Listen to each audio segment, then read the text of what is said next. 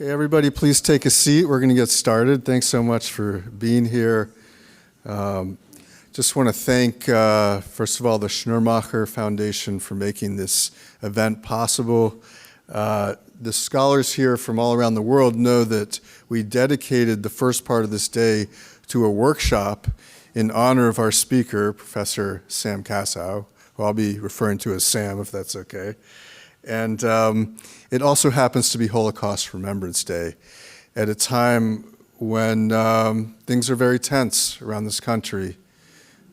My daughter's in college now, and she said to me that for the first time, anti-Semitism wasn't some myth that they told her in her Jewish day school. It was an actual real thing that she's experiencing. Swastikas on buildings and being told she shouldn't say that she's Jewish. I mean, it's really pretty surreal. So I think this is a Holocaust Remembrance Day, unlike other Holocaust Remembrance Days in recent memory. I'd like to recognize our provost, Christine Siegel. Thank you for being here as well, for all your support. And we also should recognize the Ziefs and other great dignitaries. So happy to have you here. All of your support is really appreciated, especially at a time like this. What better time, though, to have a speaker of the caliber of Professor Sam Kassow, who is really, I could say, one of the great living experts of East European Jewry. And the reason why Eastern Europe is so important, and Poland in particular, is at one point this was around 3/4 of the world's Jewish population. And by the 20th century, it had diminished a little bit, but it was still the largest Jewish center in Europe, soon to be really almost completely decimated. A very small population of Jews surviving in the Soviet Union and in hiding, but really, it was to come to a horrible end. And Professor Kassow and his work, Sam, has really charted that demise in such a way that allows you to see it as a living community even as it was dying. Sam was born on October 3rd, 1946 in a displaced persons camp in Stuttgart, Germany, to his parents, Celia and Koppel, survivors. He grew up in New Haven, Connecticut. Today is leading scholar and historian of Polish Jewry who teaches at Trinity College, where he is the Charles H. Northam Professor of History. He's also author, one of the most influential works in the field, Who Will Write Our History, which formed the basis of an award-winning documentary as well, which I really highly recommend to everyone. No less importantly, he's mentored a whole generation of scholars of East European Jewry, many of whom are with us here today, to plan a special issue of a journal, the Shofar Journal, in his honor. So we're grateful that we have this opportunity to hear from Sam, who will speak today on a topic entitled Journalists in Hell, Reportage in the Lodz and Warsaw Ghettos. So please join me in welcoming Professor Sam Kassow. Well, thank you, Glenn, for those wonderful words. And I'm truly grateful to you, to Cecile Kuznets, to Barry Trachtenberg, for organizing this wonderful workshop. It was a great experience for me, and I'll never forget it. And I'm really indebted to all the participants. And I just wish them all many, many, many, many years from now, when they all retire, as I did this week, that they have the same affirming experience that I did today. So thanks again. So on Yom HaShoah, I'm going to talk about two murdered Jewish journalists, Joseph Zelkovich and Peretz Opachinsky, and their remarkable ghetto reportage.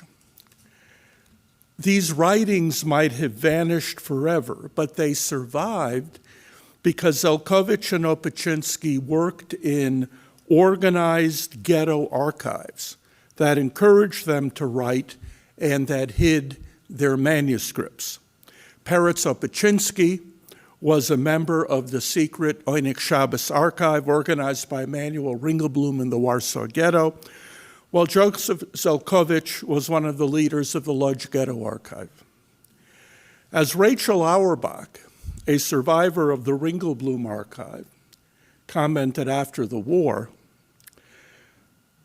these archives had much better luck saving documents than saving people. Of the 60 members of the Oynik Shabbos, only 3 survived, including Rachel Auerbach. Of the 15 or so staffers of the Lodz Ghetto archive, there was only 1 survivor. Peretz Opatchinsky was probably murdered in Treblinka in January 1943, along with his wife and 2 children. Joseph Zelkovich and his family were killed in Auschwitz in August 1944 during the final liquidation of the Lodz Ghetto. Now, these writings are important for many reasons.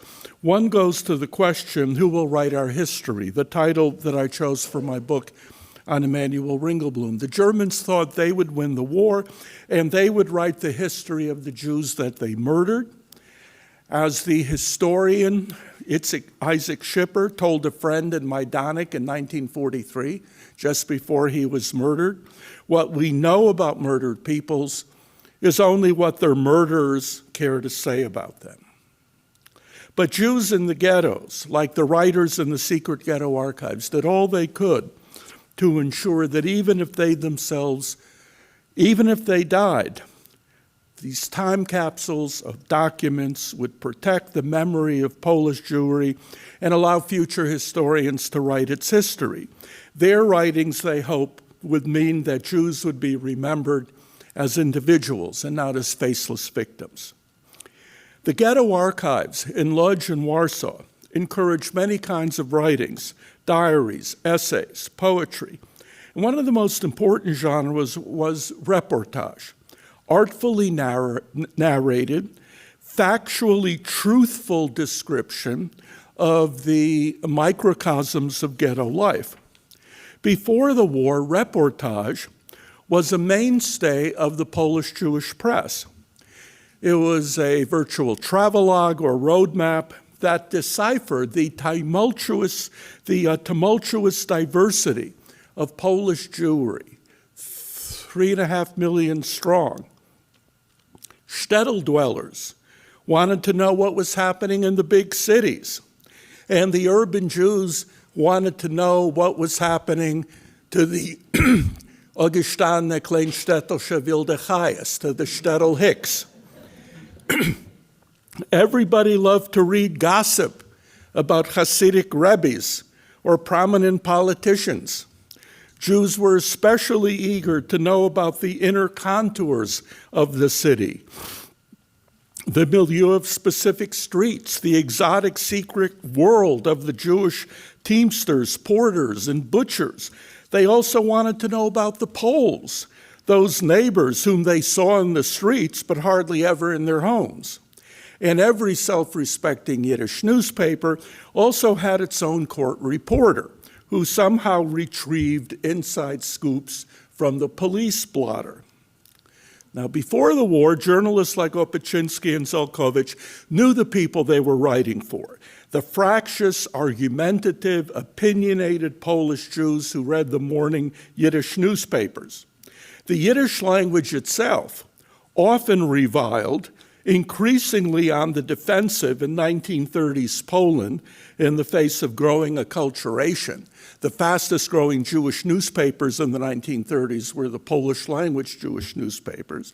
But that very Yiddish language forged a bond between themselves and their readers, something that they shared. If before the war, Opatchinsky and Zelkovich knew their audience, in the ghetto, they were forced to write as if, Rachel Auerbach recalled, their articles would appear in tomorrow's morning paper. Only this as if could justify the decision to write at the edge of the abyss. Opaczynski and Zelkovich both used their brilliant reportage to decode ghetto life, and they described a cast of characters that ran the gamut from rabbis to prostitutes and crooks. Their reportage explored the nooks and crannies of everyday life in real time. They were just as ignorant of the future of tomorrow as the Jews they were writing about. But they were writing about a Jewish community that was in crisis, but not yet destroyed. Their Jews were still individuals with names, identity, moral agency.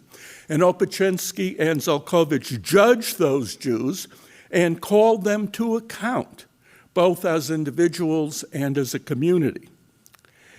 At the same time, they depicted many moments of quiet heroism as Jews, racked by disease and starvation, fought to keep their dignity and to hang on.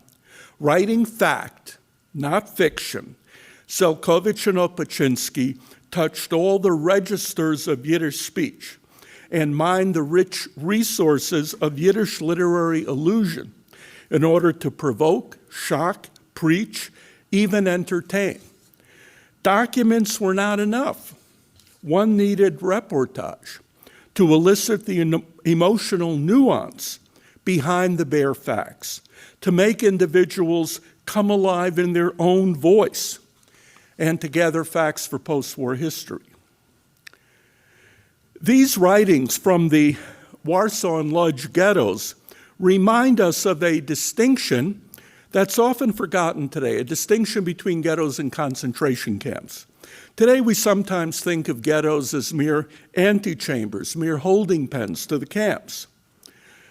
But that's knowledge after the fact and not true. Shmuel Gringhaus, who survived the Kovna ghetto in Dachau, stressed that the ghetto was a form of, quote, Jewish national and autonomous concentration. It was a Jewish community battered, but not yet destroyed, marked not only by understandable pathologies, but also marked by important continuities with pre-war Jewish culture and values. I repeat, important continuities with pre-war Jewish culture and values. That said, as these ghetto writings remind us, no two ghettos were alike, and there were enormous differences between the Lodz and the Warsaw ghettos. Compared to the Lodz ghetto, the Warsaw ghetto had a great deal more social space. In Warsaw, there was a large alternative community based on 1,100, 1,200 house committees. The Lodz ghetto was much more regimented. Warsaw was in the General Gouvernement, the German name for occupied central Poland. Lodz was part of the Reich. In Warsaw, there was an Aryan side. That is, across the wall, there were Poles, many of whom didn't particularly love Jews, but who hated the Germans and who were ready to trade and to deal. And in Warsaw, massive smuggling provided more than 85% of the food consumed in the ghetto, which was paid for by a huge degree of illegal trade between Poles and Jews. Lodz was almost entirely different. The ghetto was sealed. There was hardly any smuggling. The only money was ghetto scrip. The food you ate was what the Germans allowed in, and the way it was distributed enormously increased the power of Chaim Rumkowski and later on of other German favorites and competitors. In Lodz, there was no Aryan side. The Aryans meant many Volksdeutsche, or folk Germans. In Warsaw, at one point, there were up to 15,000 Jews in hiding, although most were eventually killed. In Lodz, you could count the number of Jews hiding during the war, maybe on the fingers of two hands. So therefore, there's a huge difference in the reportage of Opaczynski and Zelkovich. What Opaczynski wrote about smuggling, about house committees, about Poles in the ghetto, this could not have been written in the Lodz ghetto. So who is Peretz Opaczynski? He was born in 1892 to a very religious family in Lutomir, near Lodz. His father, a Ger Chassid, died when he was only 5. Terrible poverty forced him to leave home. He studied in distant yeshivas. He slept on synagogue benches. He ate in strangers' homes. His mothers and sisters wanted him to be a rabbi, but he shocked them and decided that he would become a shoemaker. In these turbulent times, just before 1914, Opatchinsky found his passion, Hebrew and Yiddish literature. Yitzchak Leibush Peretz, Shin Ansky were calling for a new Yiddish secular culture that would transform the Jewish people by integrating Jewish folk tradition with the best ideals of the European Enlightenment. For young Jews like Opatchinsky, Yiddish literature and theater opened up a new world. It opened up high hopes and new horizons. On the walls of his room, he hung up pictures of Shalom Aleichem and Yitzchak Leibush Peretz. He was drafted into the Russian army in World War I, captured, spent 4 years in an Austrian prison camp. After the war, he settled in Lodz, married, and became active in Yiddish literary circles.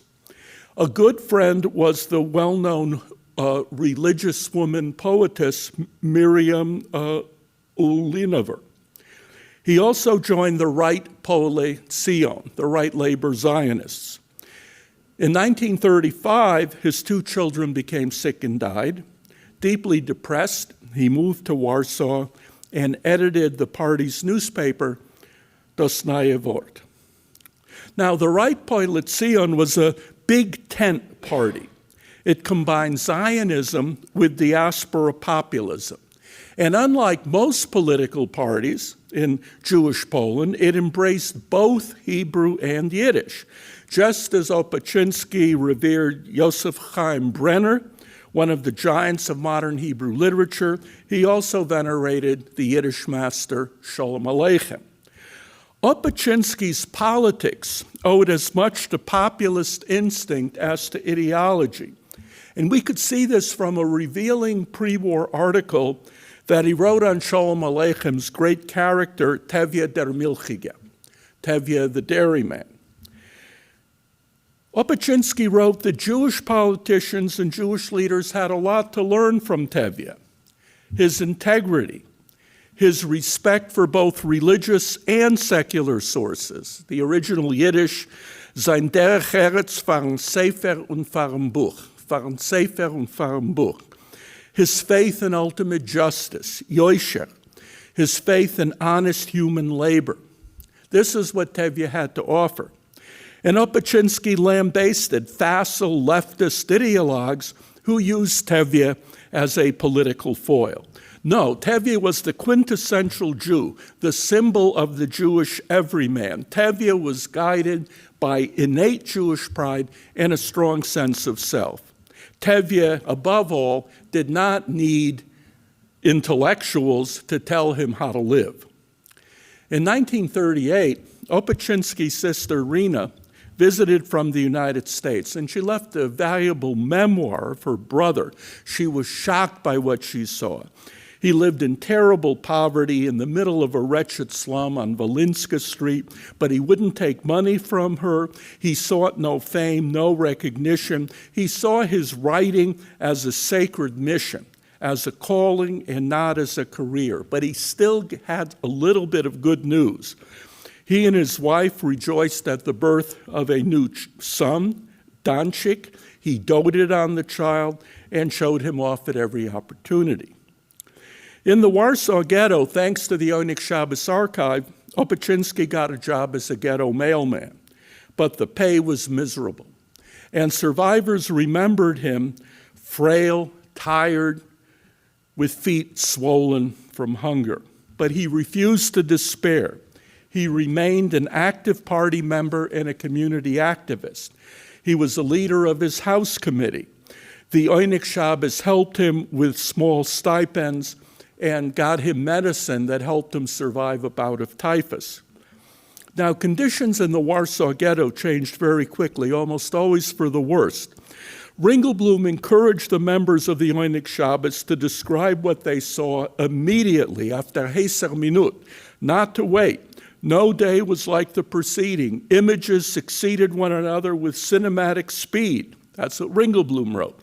And what seems important today might be totally forgotten tomorrow. Therefore, it was critical to capture at once every event in Jewish life and its pristine freshness to give future historians some understanding of ghetto time. And few were better than Opatchinsky at capturing events as they happen. Thanks to the Oynik Shabbos, he opened a window onto a community that was battered but still alive, reeling but not yet destroyed. In his masterly reportage, The Ghetto Mailman, he described the diverse mosaic of Jewish Warsaw: Polish-speaking doctors, Hasidim, ordinary workers, housewives, destitute refugees. Like Sholem Aleichem, whose style influenced him a great deal, Opatchinsky made masterful use of irony. Before the war, in anti-Semitic Poland, there had been no Jewish mailmen and no Jewish police. Now in the ghetto, thank God, we have Jewish mailmen. Gott sei Dank, we have Jewish police. Surely a sign of Jewish autonomy, a step away from a Jewish Palestine. My God, they even have uniforms. Shabby, of course. It would be nice if they had epaulets and swords, but still, they have uniforms. Jews in the ghetto envied Opatchinsky his job and offered him bribes if he could help get them hired. Opatchinsky skewered their delusions. Irony gave way to reality. What those jealous Jews did not know was that if he delivered 150 letters a day, which was nearly impossible, he might earn 9 zlotys, which was enough to buy half a loaf of bread. Nothing in the ghetto was normal, and the most routine acts exposed serious moral pitfalls. The seemingly mundane job of the mailman morphed into a searing chronicle of the ghetto every day, of raised hopes and bleak despair.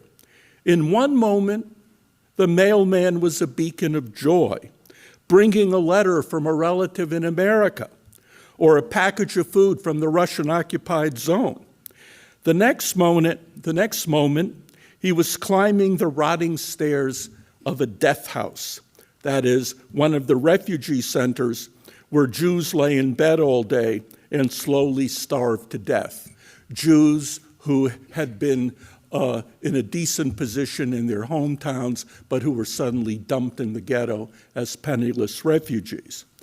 And when he delivered when he delivered letters to those death houses, he faced harrowing moral choices. If he handed over a letter without collecting the 20-cent fee, the money would have to come out of his own pocket.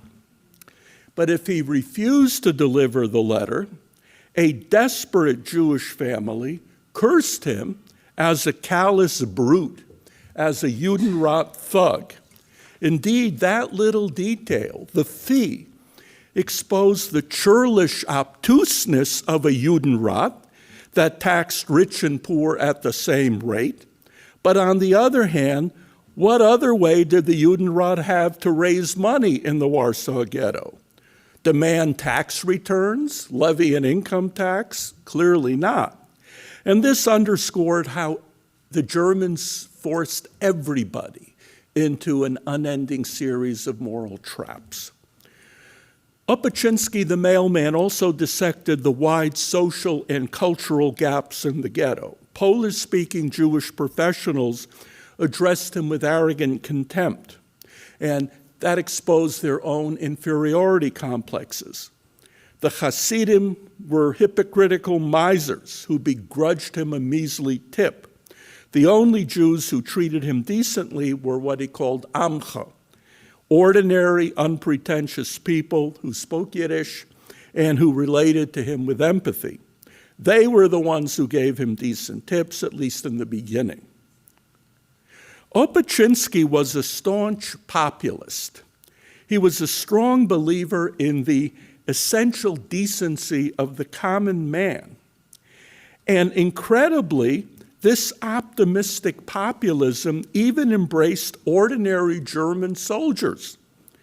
I quote, "Many German soldiers came to visit the ghetto because they were ordinary, decent folk, ehrliche Volksmenschen. They were workers and peasants who had no interest in Hitler's ideology.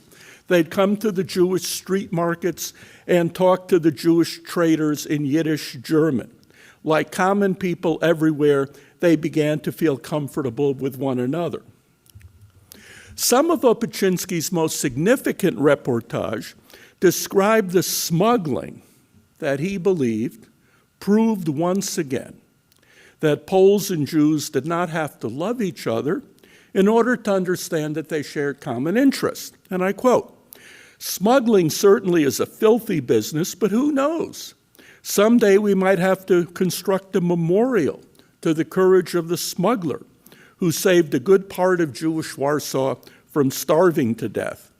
If you're looking for some higher value to this buying and selling, then you'll find it only in the bridge that has appeared between the Jews and the Poles. It's a bridge built out of bad material, speculation, but it has a good purpose, to keep a large part of the Jewish population from starving to death." In Sholem Asch's story, Kola Street, written in 1906, the wealthy Jews of the shtetl sneer at the lowly tough guys, the brawny porters and teamsters who live on low-rent Kola Street. But when danger threatens, it's these tough Jews who defend the shtetl from harm. So too in the Warsaw Ghetto. Hundreds of thousands owed their lives to the smugglers, many of whom came from the famed Warsaw Jewish underworld.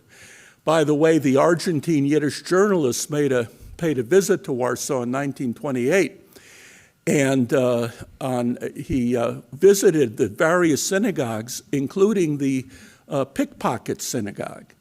And usually, when you say Shema Yisrael, you close your eyes, but he was warned that in the pickpocket synagogue, you keep your eyes open. Also, the safecrackers had a synagogue, and there was a paroches with the inscription, Psach Shorim B'chochma, open your gates with wisdom. So the Jewish underworld was well read. Now, precisely because wartime often encouraged the basest human passions, it was doubly important, Opatchinsky believed, for Jews to show concern and civic responsibility. The German occupation did not get Jews off the hook. It did not relieve them of their agency, of their moral responsibility to help each other. In hard-hitting reportage, such as Children on the Pavement, Opatchinsky excoriated the community as a whole, Polish Jewry, for its failure to save starving Jewish children who were begging in the streets and dying in droves. And I quote, "All sense of community began and ended with the four walls of one's apartment. It is the tragedy of the Polish Jews that the war found them so unprepared, so unorganized, so incapable of rising to the needs of the times. Polish Jewry was divided into thousands of separate tribes, edes, and each person was a tribe unto himself." Now, Opatchinsky was very hard on the Jews, clearly, but it's a mark of real-time, wartime Jewish writing that you have a lot more anger directed against other Jews than you'll see in post-war writing, where the 6 million Jews are all Kedoshim, are all martyrs. Here, as nowhere else in his writing, Opatchinsky demanded a moral accounting and justice. Having lost 2 children of his own, he had no time for excuses. Jews had to do more to save their children. The beginnings of the deportations in July 1942 threw Opatchinski into a crisis. The destruction of Warsaw Jewry meant the death of all the children, the colorful characters in his courtyard, the smugglers were swept away. His main attention now shifted to his diary. The facility that had marked his ghetto reportage now gave way to helpless rage and genuine puzzlement. On September 4th, 1942, he reported the rumors that the Germans intended to wipe out all the Jews of Europe. Our end has come. This is the thought that's on everyone's mind. We're facing annihilation, and no one has the courage to lead resistance, so at least we die with honor. On September 8th, he described the bedlam in the so-called cauldron, a intersection in Warsaw, where all remaining Jews, 100,000, had to gather in a small area for a final registration and selection. And I quote, "The impression left by this registration was terrible, and it was symbolized by 1 2-year-old children sitting on a sofa in the middle of the road and crying, 'Mama,' while Jews, their hearts bleeding, were passing by, watching the horrible scene and crying. The Germans had probably done it deliberately. They could have taken the children away, but they did not. On the contrary, they thought, let the Jews see it and let them grieve." In the last months of his life, Opatchinski kept returning to the theme of resistance and his anger that there was no resistance in Warsaw. He was obviously unaware of the preparations for an uprising or the Jewish Fighting Organization. But, and this is amazing, even in his deepening despair, Opatchinski held on to his belief in the fundamental decency of ordinary Germans. He writes, "The Gestapo is spreading rumors that the deported Jews are really working in the East," which they were not just to fool the Jews, but the Gestapo wanted to fool ordinary German soldiers who supposedly would tremble in horror or revolt if they knew about the mass murder that was being committed in their name. And I could only theorize that this frantic holding on to his faith in basic humanism was maybe the only thing he had left. His last diary entry is dated January 5th, 1943, and it's probable that he was seized during the mid-January roundups, and he and wife and family died in Treblinka. Now, I want to talk about Joseph Selkovich from the Lodz ghetto. Born in a small town near Lodz, grows up in a well-to-do Hasidic family, receives a traditional religious education, but he also learned Polish, and he left the religious world, went to the University of Berlin, developed a keen interest in German literature, serves in the Polish army, and then becomes a Yiddish journalist in Lodz, and joins the radical Marxist Yiddishist party, the Linke Koalition, the Left Koalition, which was also Emanuel Ringelblum's party. And in Lodz, before the war, he was very active in the YIVO, and he worked closely with Philip Friedman, the historian. He wrote important articles on Jewish folklore, Jewish ethnography, and he was also working on a book on the Yiddish dialects of the Lodz region. In the Lodz ghetto, he was active in Yiddish cultural life. He collaborated with the popular composer David Begelman on musical and theatrical productions, and he played a key role in the semi-clandestine, semi-official Lodz Ghetto Archive, where he helped edit the enormous Lodz Ghetto Chronicle as well as the Ghetto Encyclopedia.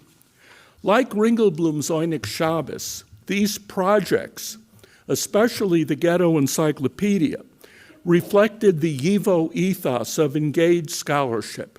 But unlike the Oyneg Shabbos, the Lodz Ghetto Archive was an official part of the ghetto administration. Rumkowski knew all about it, And therefore, Zelkovich and his collaborators had to pull their punches a little bit, especially when it came to criticizing Rumkowski himself.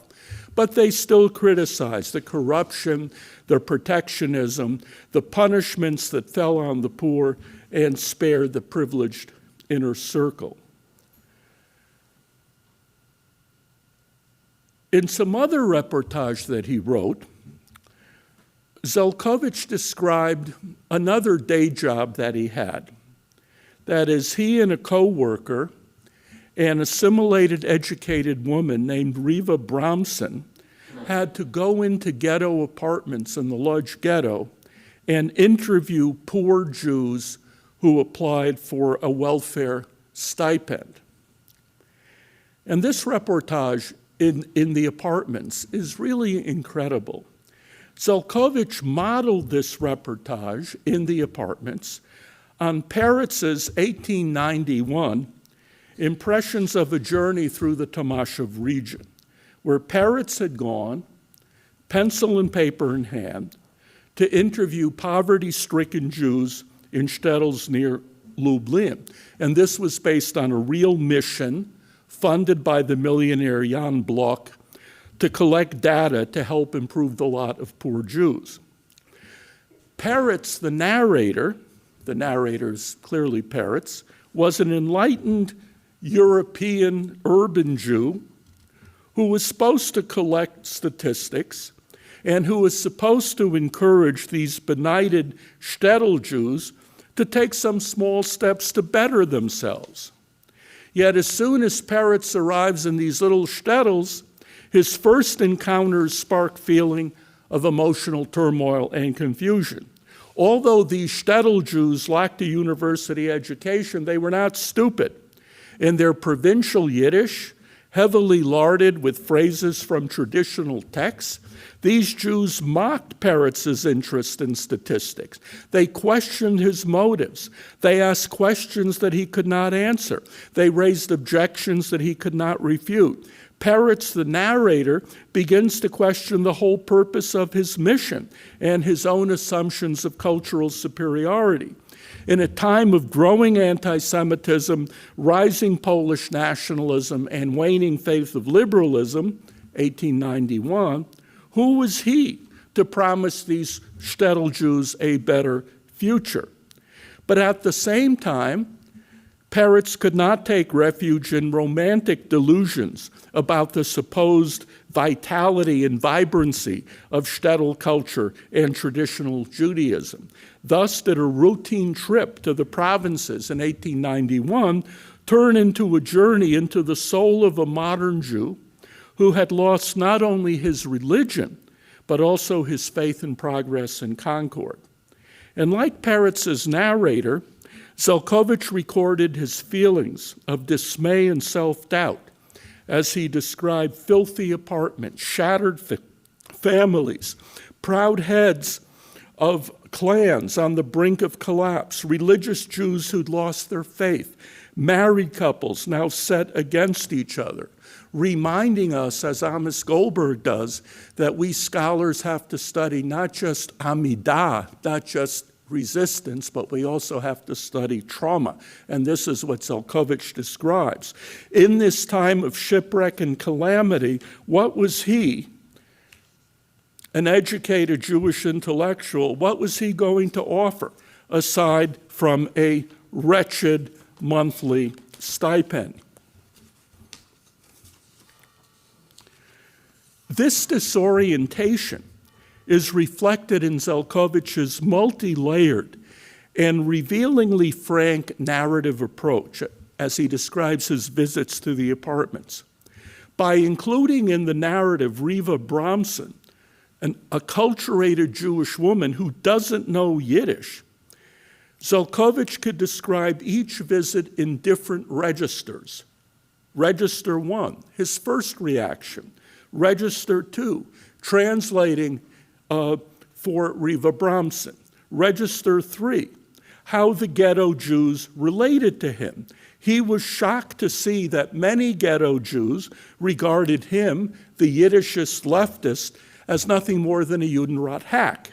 As one desperate Jew blurted out, "They'll hang you, Judenrat functionaries. They'll hang you from the ghetto bridges." Zelkovich and Bramson were sitting in that apartment gagging from the terrible stench of heaps of rotting vegetables that this Jew and his one surviving child were eating. And Zelkovich's health warnings, "Don't eat that, you'll get sick," did not impress him. I quote, the Jew was telling him, "To you it's junk, it's crap, it stinks, but for people like us who live like dogs and root like pigs, for us it's food. Our sort of people, sir, are not pigs. Human beings like us eat everything."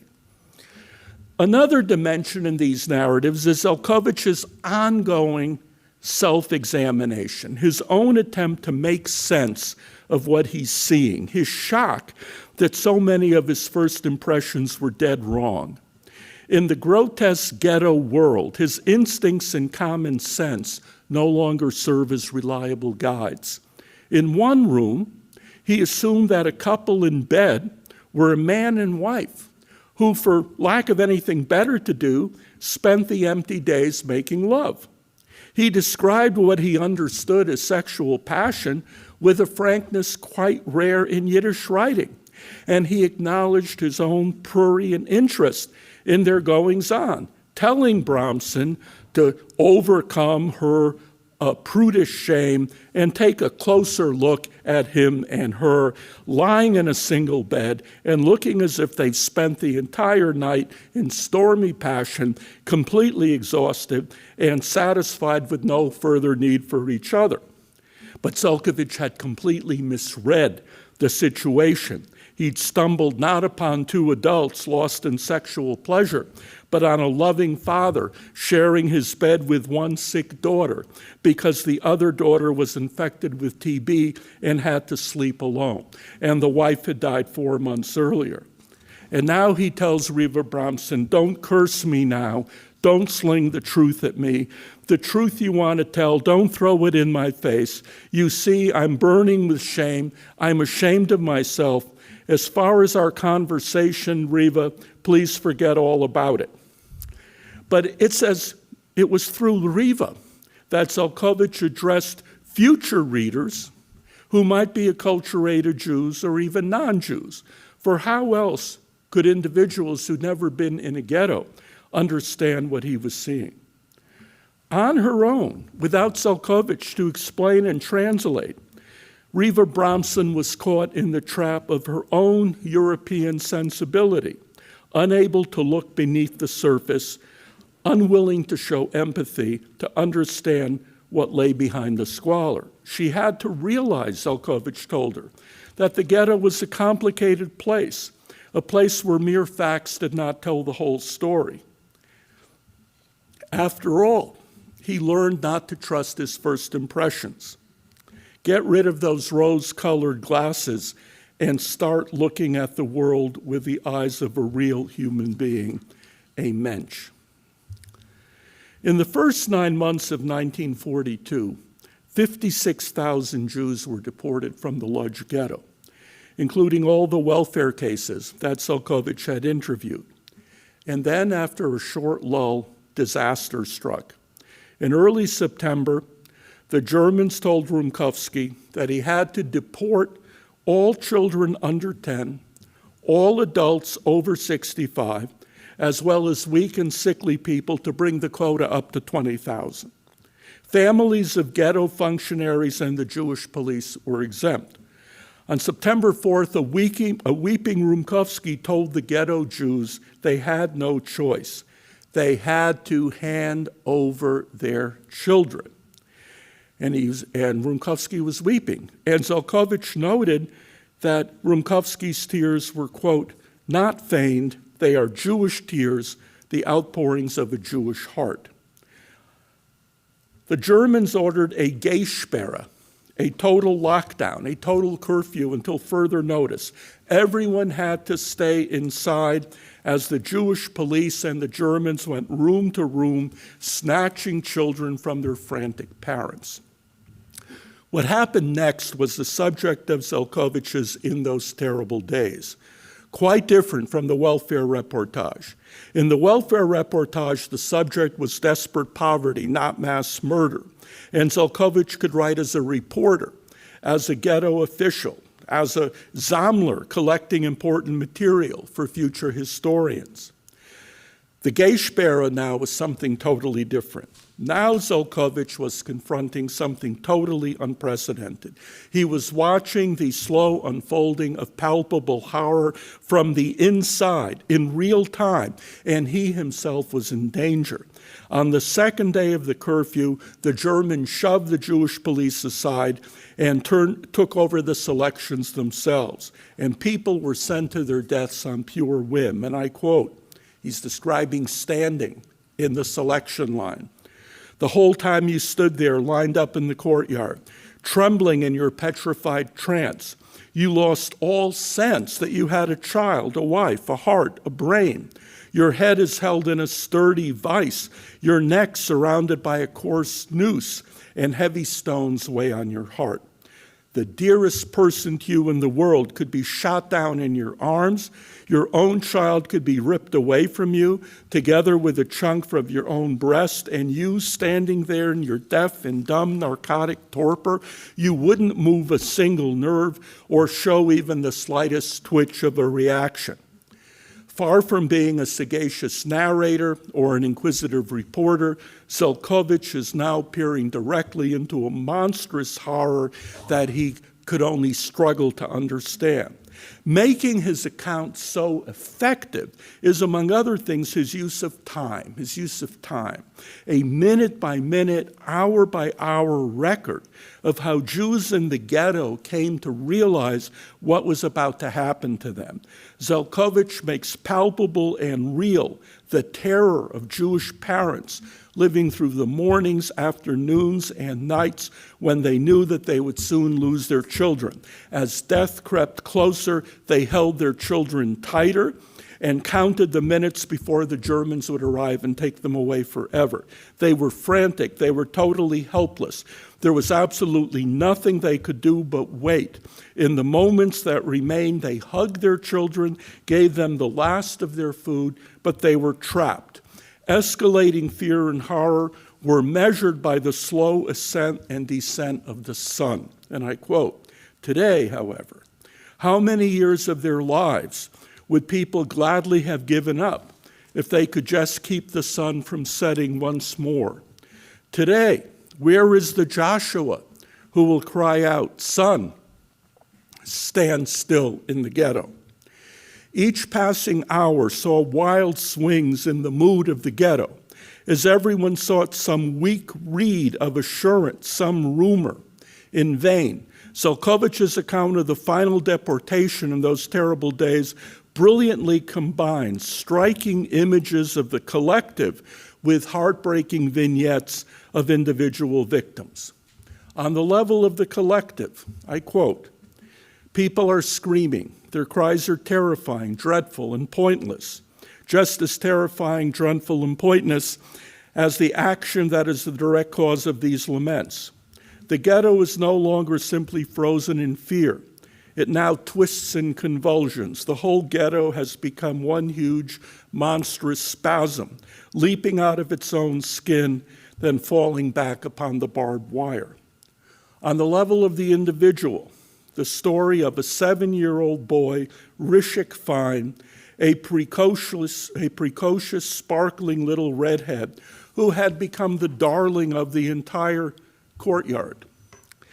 And no neighbor, Zelkovich wrote, whether male or female, no stranger could pass little Rishik without giving him a pat on his clever little head, because Rishik was always saying such interesting things. And now I'm quoting Zelkovich, and since Rishik Fine was one of those children who belonged not just to their parents, but to the entire building, none of the neighbors was able to look on after the Germans took Rishik away from his parents. They could not look on as Rishik's father smashed his own head against the wall in wild despair, and they could not look on when his mother shrieked out her dreadful pain. There was another German-speaking mother, one of the German Jews deported into the Lodz ghetto, she never let on that she spoke Yiddish, feh. And she went insane after they took her daughter, Putzi. In her grief, the woman began to shout Perele instead of Putzi. Perele, Yiddish, not Putzi, the German name. I quote, "The doctor's diagnosis was that she was suffering from a fit of insanity. Was the evidence behind this diagnosis that a Jewish mother was crying out in Yiddish from her Jewish heart?" Throughout his report on these unspeakable events, Zelkovich continued to show some degree of sympathy, or maybe empathy, for Rumkowski. At first, he lambasted the Jewish police, who helped in the deportation in exchange for the exemption of their own children. Yet a few pages later, Zelkovich struck a different tone. The Jewish police had a dirty job, but at least they showed more humanity than the Germans. Why did Zelkovich moderate, if ever so slightly, his attacks on Jews who helped deport other people's children in order to save their own? Why did he treat Rumkowski with a certain degree of restraint, even with some sympathy? Monica Polit has argued that he was only practicing self-censorship. I'm not sure this is the whole story. The fact is that Zelkovich, like most of his fellow Jews in the Lodz ghetto, saw no alternative to Rumkowski's course of action, something that only intensified their horror, their sense of being truly trapped. Nowhere in those terrible days is there a call for resistance. Zelkovich does not drop even the slightest hint that Rumkowski should have refused German orders, or that Jewish parents should have attacked the Germans with hammers and sticks. With the knives at their throats, the Jews saw Rumkowski's strategy, buying time with Jewish labor, as their only option. It was for the same reason that Zelkovich tempered his condemnation of the Jewish police. If one ruled out resistance, if one ruled out suicide, what was left? This was truly a time, in the phrase of historian Lawrence, in the phrase of Lawrence Langer, the late Lawrence Langer, of choiceless choices. Rumkowski told his ghetto critics that he would continue to do what was necessary to save at least a remnant. And after the war, he would accept the verdict of a Jewish court. Did anyone, Zelkovich hinted, have a better alternative to offer? When he gave members of underground political parties, including the Bund, the chance to save their comrades from deportation, did they not do so without hesitation, even though they knew that to save a friend meant that another Jew would take his place? After the nightmare of the Gay-Sperre, the ghetto had an almost 2-year respite. The battlefront was moving closer. By July 1944, the Russians had reached the Vistula, only 60 miles away. At night, the Lodz Jews could hear the distant thump of heavy artillery. But then came the end. Hans Bibov, the German boss of the ghetto, had assured the Jews that they would be sent to the Reich for work. But the trains took them instead to Auschwitz-Birkenau. That's where Zelkovich perished, and that's where most of the remaining Jews of the Lodz ghetto died. So I conclude, since the end of the war, Opachinsky, Zelkovich, and the other members of the ghetto archives, sad to say, have been largely forgotten. Jewish collective memory, at least up to now, preferred to focus on the heroic images of armed struggle or the religious pathos of mass martyrdom. The real life of the ghettos, with its many negative as well as positive aspects, was less convenient, less interesting, perhaps more disturbing. These extraordinary writers have failed to win the attention they deserve. Now, after so many years, we have a chance to right that wrong. And in the process, we can learn to appreciate just what Jews went through in the last months of their lives. And remember them not as faceless, anonymous victims, but as human beings with names, with a past, with hopes for the future, all cut short by an unimaginable disaster. Thank you.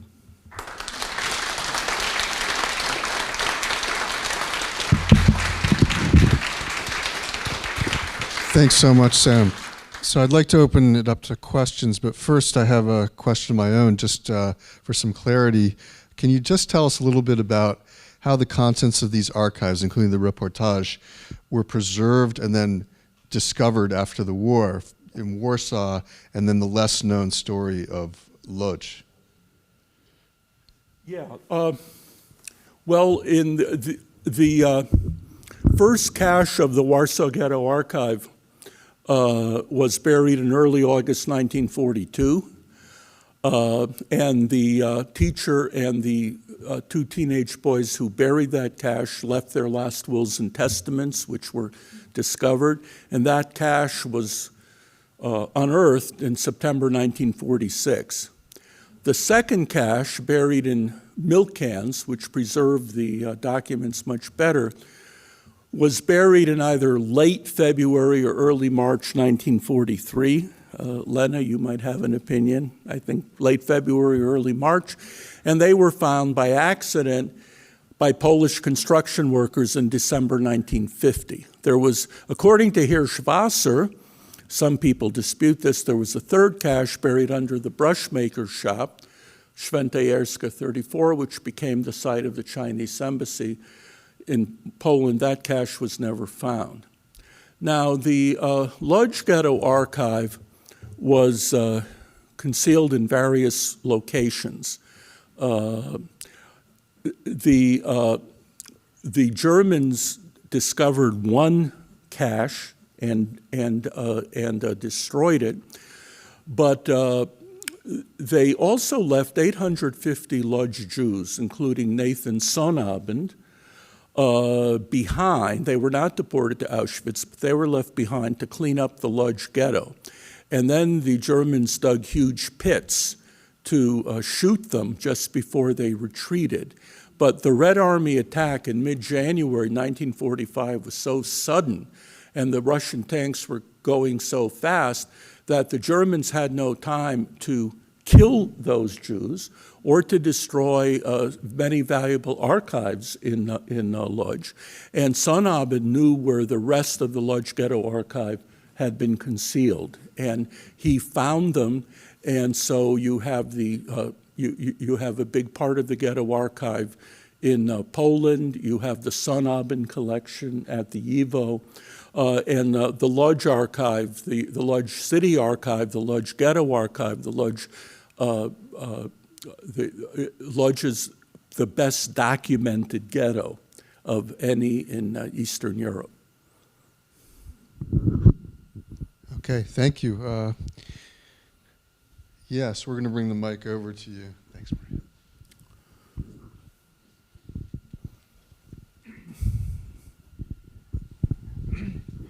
Didn't the Judenrat in Lodz cooperate with the Germans above and beyond what was required? And didn't this greatly contribute to the conditions that you talked about right at the beginning of your speech? Now, what do you mean by what was required?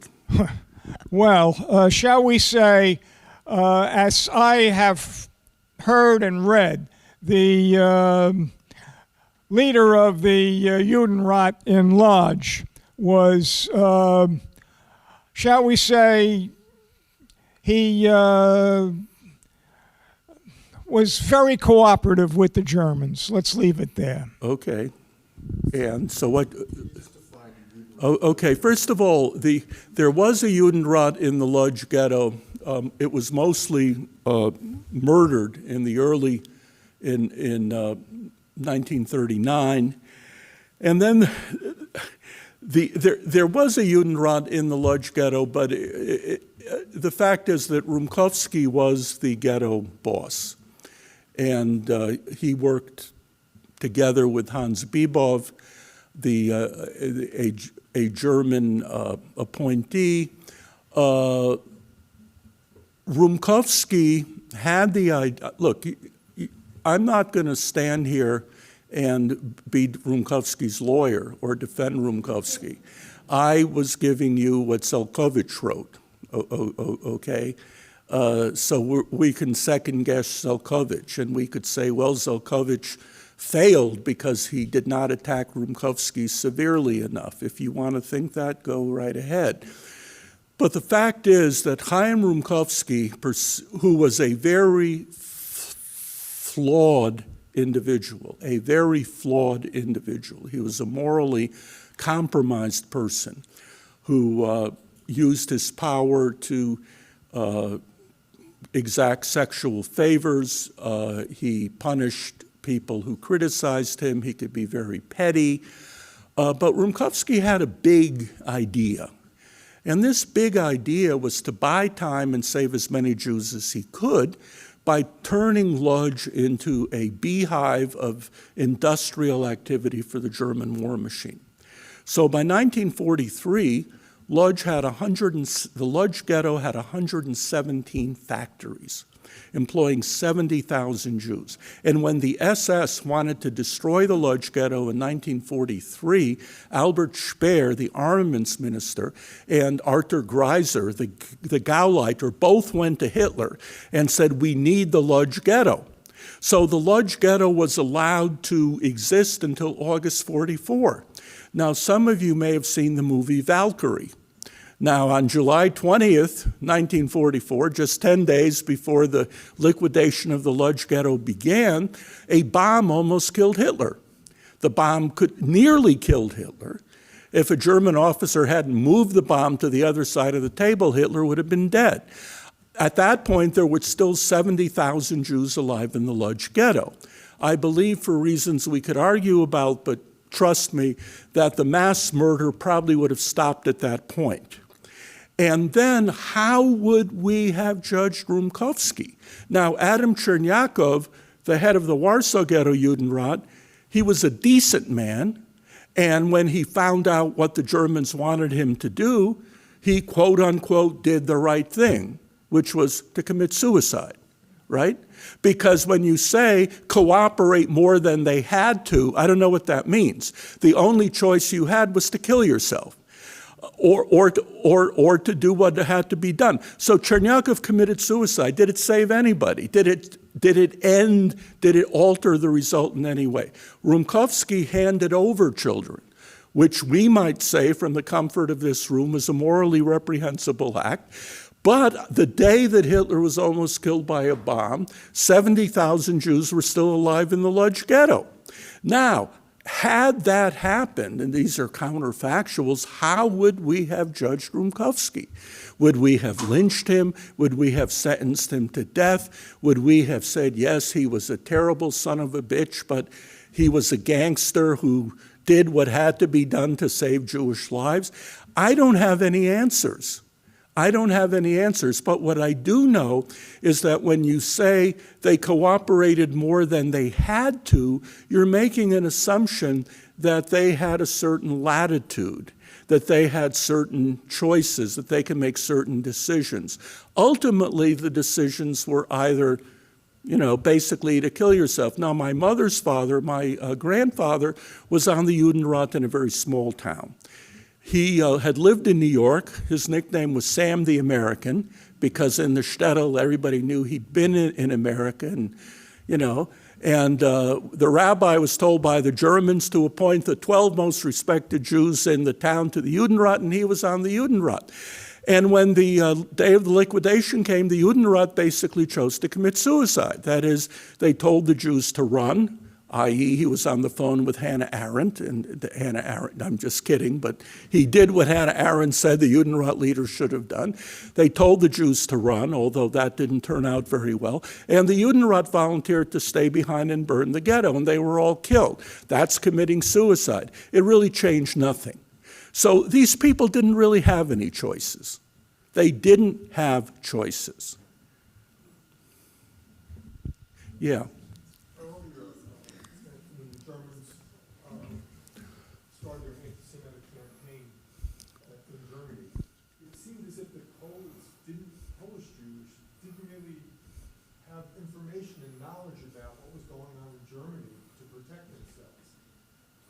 Oh, they had plenty of information. They had plenty of knowledge. I mean, there was a Jewish press in Yiddish and in Polish. There were correspondents like Karlbach who published long articles in the Heint. There was a great deal of information. But again, you are assuming that these Polish Jews had enormous gobs of agency. And, what were their choices? It's not that they could easily buy a ticket and go to America. It's not that they could easily leave Poland. Most of them had to make the best of their situation. And they could only hope that Hitler would be stared down and his bluff would be called and he'd be afraid to start a war. That's the only thing that they could really do.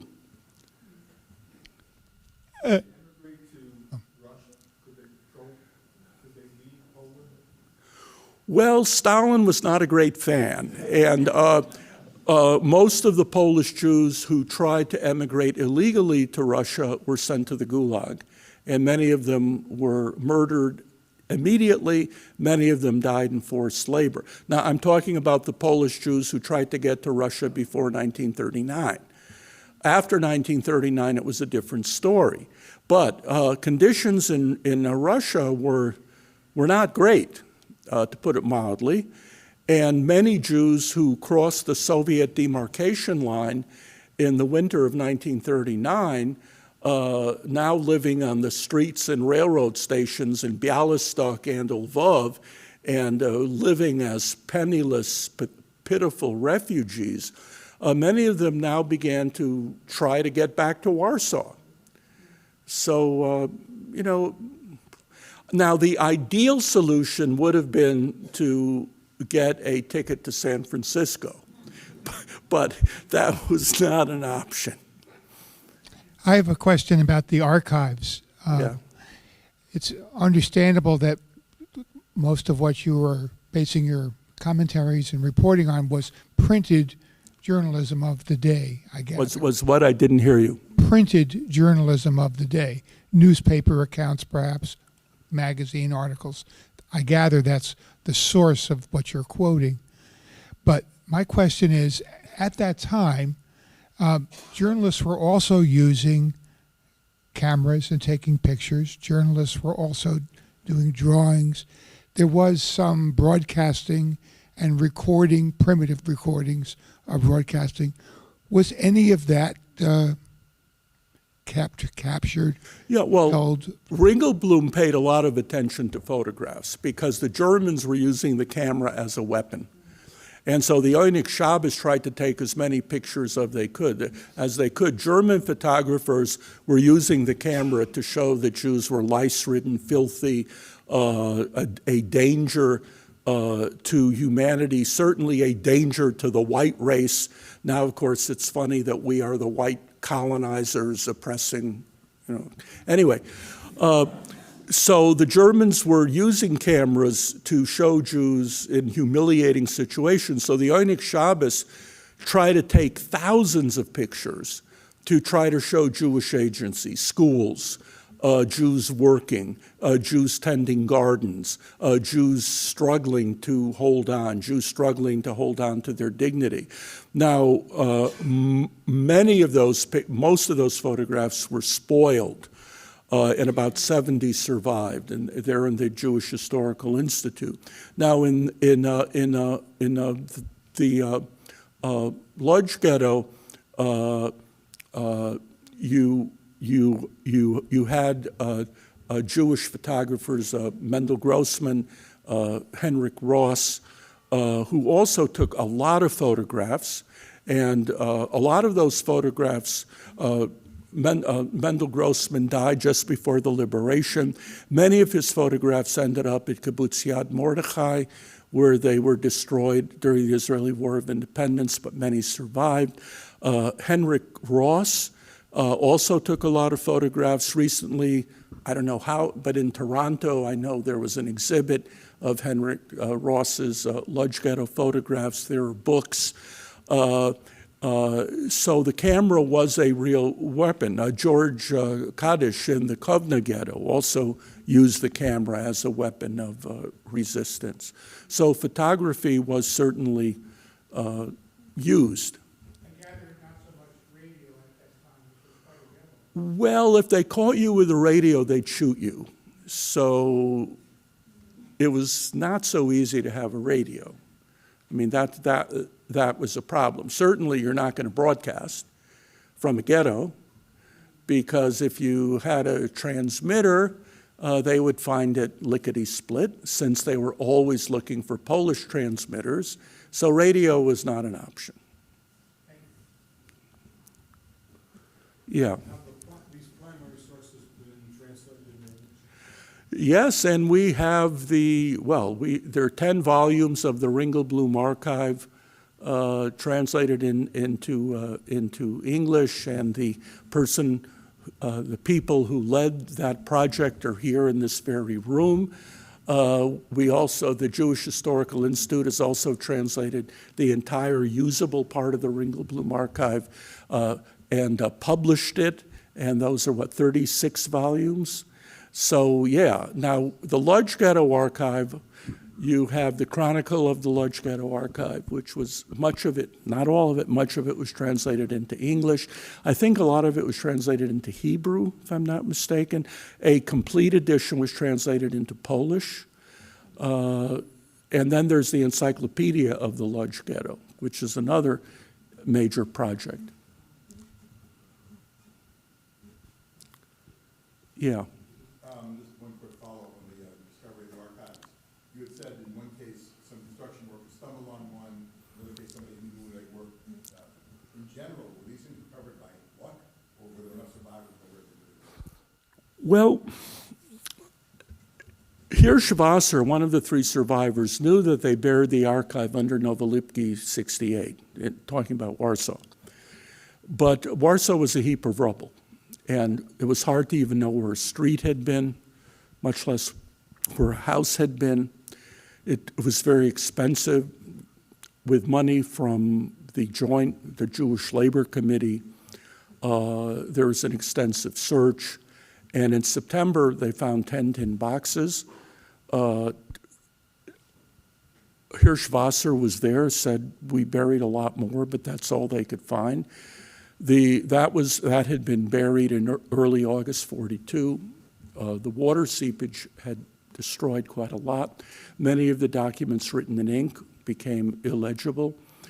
And then they kept looking and looking, and they couldn't find anything. And then in December 1950, as they were building new buildings on the side of the former ghetto, they found the 2 milk cans. And what's the story? The foreman, Wojcik, he came back from a lunch, but the workers were going to throw out all the papers because when they found the milk cans, their eyes lit up. It's full of gold. It's full of diamonds. All those Jews had gold. And when they saw papers, they were going to throw them out. But then the foreman said, no, I think he came back from his lunch break just in time. We have to turn this over to the Jewish Historical Institute. Could I circle back to a previous question? Was there any connection between the activists in the 2 ghettos and the Red Orchestra, the resistance forces, or was it too late? No. First of all, the Red connections between the ghettos were very difficult. The Lodz ghetto, during the entire course of the war, not one pistol was smuggled in, and not one courier got into the Lodz ghetto. Lodz had the reputation as being one of the most combative, revolutionary cities in Jewish Poland, but there was no armed resistance in the Lodz ghetto. In Warsaw, because the Lodz ghetto was in the German Reich and it was sealed. Now there were couriers, women couriers, who went from ghetto to ghetto, and they maintained contact and they played a major role in the Jewish resistance. But establishing links between the Jewish resistance and the Polish resistance, and only the Polish resistance could send messages and radio messages to London, That was much more difficult. There was one Jewish party that had that contact, that was the Bund, because the Bund had contacts with the Polish Socialist Party. But it was not very easy and not very simple.